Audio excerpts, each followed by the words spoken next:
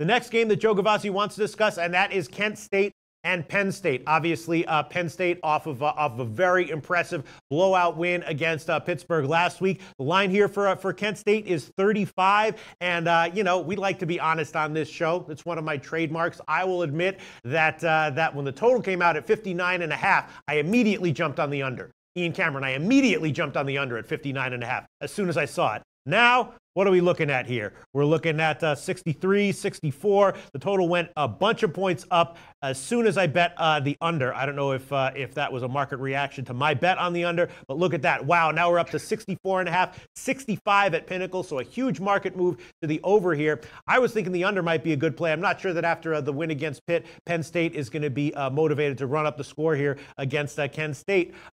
Joe Gavazzi, JoeGavazziSports.com. What's your take on this one? 35-point spread. If it ain't broke, don't fix it. And I'm not talking about Penn State here. I'm talking about Kent State. Kent State fans are saying thank you, Dino Babers, because his former assistant, Sean Lewis, has now taken over that Kent State offense.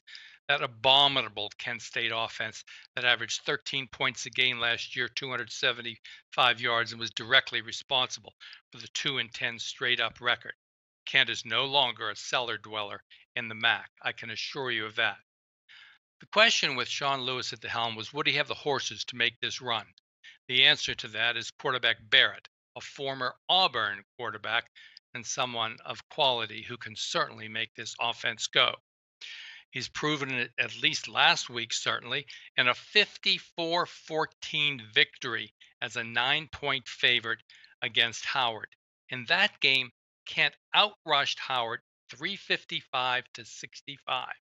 Now remember, this might be Howard who, but Howard is the same team that rang up over 600 yards of offense, including over 400 yards passing against Ohio in week 1. And Ohio considered to be the class of the MAC East. Kent will not be far behind if their performance continues as it has so far. In the first game, they played Illinois even in the stats. Illinois not much in terms of Big Ten competition, but they do still field Big Ten athletes. In short, this is a Kent State team who is drastically making an upward movement in the standings. As for Penn State, well, 51-6 against Pitt. Looks like a wipeout, right? Not so in terms of the rushing yardage, the all-important rushing yardage, where Pitt actually beat them overland 245 to 211. And that followed a game in which they were life and death against Appalachian State, who outgained them 451 to 434. This a rebuilding Appalachian State team. Now sandwiched between that big win versus Pitt and the start of the Big Ten season, don't expect a fired-up performance from Penn State. Remember, Penn State peaked at the end of last season when they were on a 16-2 ATS run. At that point, the price caught up with them, and they've been just 3-4 against the spread since then.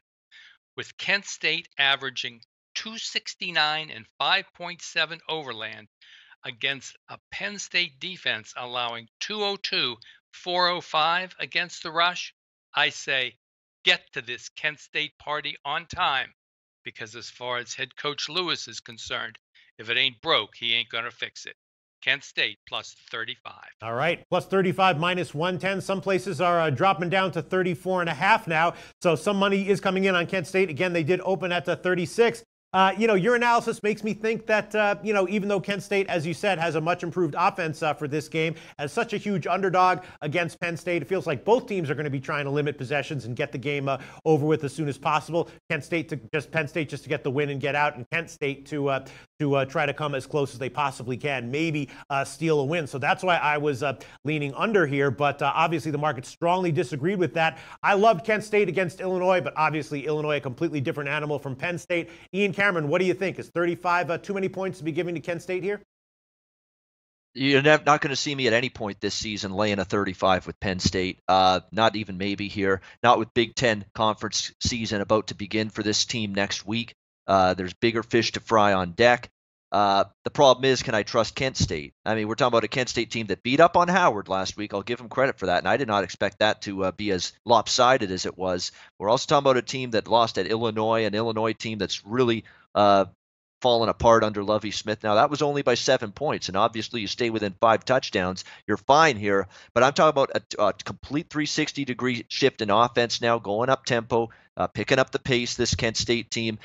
Hopefully they can move the ball, because the one concern I have is that if you're going 3-and-out punt going fast, you're going to wear out your defense on the other side over the course of the game. So as much as I think Penn State's still overvalued, and don't be fooled, that Pittsburgh game last week, it flipped on one play, a devastating, back-breaking late first half touchdown for Penn State after Pitt dominated that first half, ran all over Penn State, but fumbled in the red zone, missed field goals left and right, and Pitt left so many points on the board early in that game, and then that touchdown for Penn State broke their backs, and their will was crushed at halftime, and they were flat as a pancake in the second half, which is when Penn State ran away with it. So beware of that big score.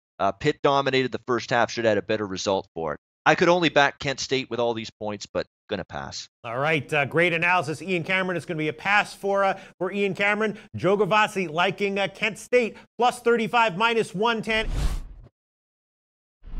Hey guys, thanks for tuning in to our channel. Now, we've put a lot of work into producing all these free videos, so please help us out and keep all our content free for you forever by simply liking, sharing, commenting, and subscribing.